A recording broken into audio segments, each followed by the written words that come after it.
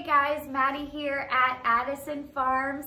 Angela at Axe Root Homestead and I have decided to partner up to bring y'all a series of videos to go over what we are currently dealing with our horses, any issues that we are having or have had in the past, or just general tips and tricks on training, bonding with your horse, and being a horse mom. So for our first episode, we are going to talk about food aggression. Food aggression is something that you don't want to let go because it does get worse over time. I have watched that firsthand with Elgin. So as some of you may know, Elgin is a 4-year-old off the track thoroughbred. And so he's basically a toddler, a 1,200-pound toddler. He started out, so you can see he's just hanging out with me.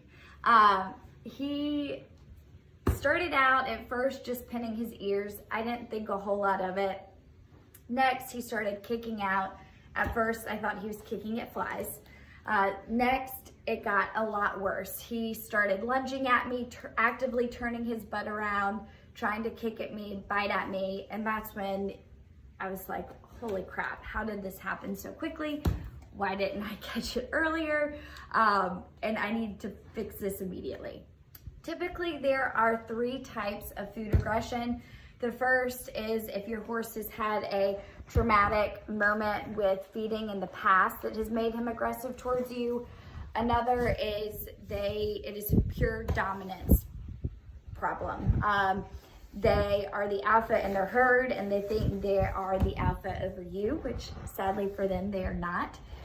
And third, if you just have a horse that is aggressive in all aspects of his life, if you try to go and catch him in the field and he charges at you, if you're grooming him and he tries to bite and kick you, at that point it is a lot farther along than just around food.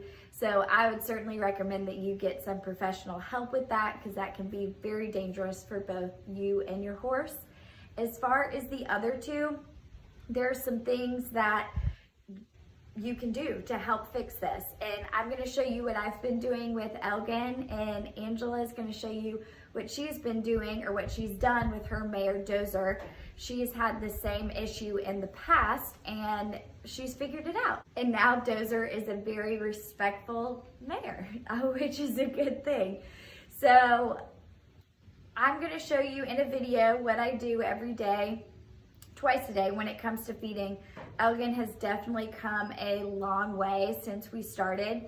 And for me, it really works. And if this doesn't work for you, Angela's method is awesome too, and something that I may end up trying if Elgin goes back to being aggressive. But the main thing to remember is just consistency and patience, and to know that you need to keep after it and not get discouraged. Horse training is 1 step forward, 2 or 3 steps back, and that's totally normal and okay. So again, do your best to stay patient. Don't get mad. It's just the nature of horse training. You'll get there and it will definitely pay off. So here we go. Okay, so I use the dressage whip and I swat it on the ground to get him out of my personal space and out of the barn. I am also giving him the verbal command back. Once he gets far enough back, I will stop swatting the whip and we'll just stand there. If he takes a step forward, I will swat at the ground again to make him take that step back. When you're first starting out, I would definitely make him stand a lot longer than I am. We've been at this for a while, so I'm not making him stand as long. But the key is once he is standing square in front of you, his ears are forward. That is a good sign. If your horse starts pinning his ears at you or starts walking towards you in an aggressive manner, you need to back him up far enough or farther back. I mean, there's no magic distance, so you can make him go all the way to that fence line if you want to. And then once he kind of shows that he's looking at you for guidance and when it's okay to eat, that's kind of when it is the sign that you can let him eat. I've started giving him a pet on the head and telling him he's a good boy for waiting. But again, if he takes a step forward, I'm going to make him step back. And once I felt that he has waited long enough for his food, I will walk away, and that's a cue when he knows he is good to go eat. All right, so I hope you found that video helpful. As you can see, all I used is this nice little dressage whip. You could use a crop if you wanted. You could use a lunge line whip as well. I like the dressage whip because it is a great length. I personally do not really make any contact with Elgin. I will sometimes tap him on the chest, but I've actually found that it's way more effective if I swat at the ground. So that's what works for me. If you do need to make contact with your horse, give him a light tap on the chest, make him back up and wait. It definitely ingrains in them that you are in control, and they need to look to you to know when it's okay to eat and that it's not okay for them to act like jerks. So without further ado, I am going to pass it over to Angela, and she's going to tell you her tips and tricks on food aggression. Hi Maddie, thank you so much for inviting me to participate in your horse training video series. Dozer and I are very happy to be here. I'm Angela of Axe Root Homestead in central New Jersey, and today I'm going to talk to you a little bit about how Dozer, my Clydesdale mare here, and I got through our rough patch with food aggression. I think it's very important to start out by saying that a lot of Dozer's behavior challenges I very much likely had something to do with. I was a brand new horse owner when I brought Dozer home. I had ridden horses, but never owned one. And when Dozer came to me, it was kind of a bad situation. She came from a barn of 20 horses. They all fell ill to colic. She was rushed to the hospital, stayed there for 2 or 3 weeks, and then I brought her here because I didn't want her to go back. So I was not a very prepared horse owner. I did the best that I could, and I realized very quickly that with a horse, especially of Dozer's size, it's very dangerous if you do not know how to handle yourself and show leadership around such a large animal. So, Dozer and I had our fair share of struggles. I enlisted the help of a trainer, but when it came to food aggression, let's just start by saying I know for sure that with her, it was due to a lack of leadership on my part and her trying to be dominant. So Maddie talked a little bit about all of the different reasons a horse can have food aggression issues. I know for certain this was mine. She wasn't respectful of my space when walking around on a lead. She would push into me when I would walk and literally try to cut me off. I don't mind Dozer rubbing up against me and coming over for hugs and snuggles. In fact, I like that.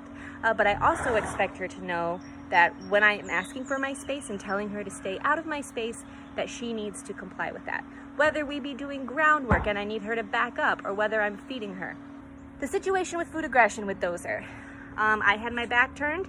I had left her to go feed my other horse, and all of a sudden I felt a slam, a kick on the back of my leg.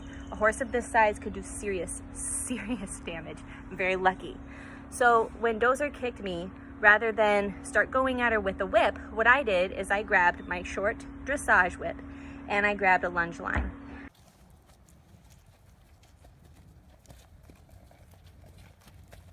So Dozer's not remembering her place. She's being a little bit nippy and kicking. So right now I'm telling her this is my herd and I'm using this lunge line to do it.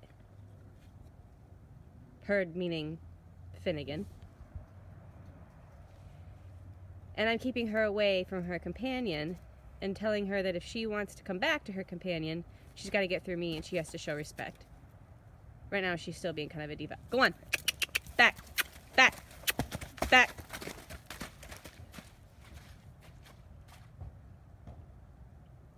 If she can come back to me with a lowered head and better body language, I'll let her come through. She's got to show respect.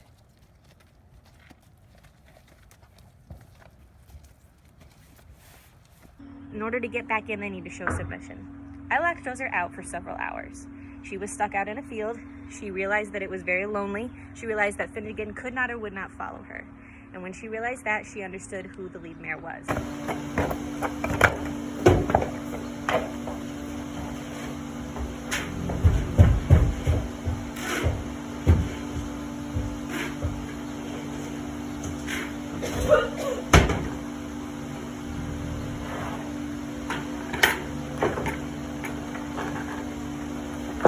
Get back.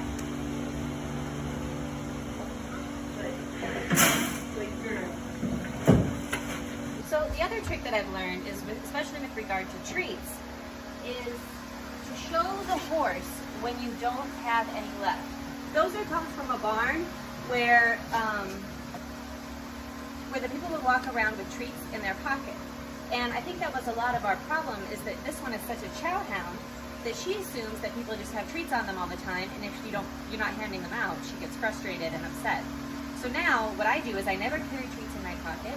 In addition, after she is fed a treat, I show her with my hands that I don't have anything left, and she has come to realize that this means you're not getting any more, they're gone.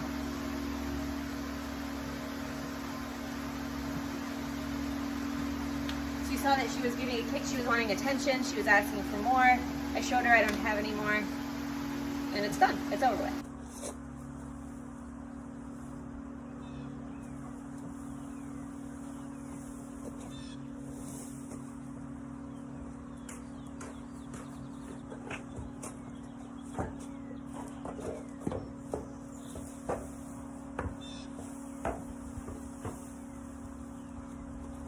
Go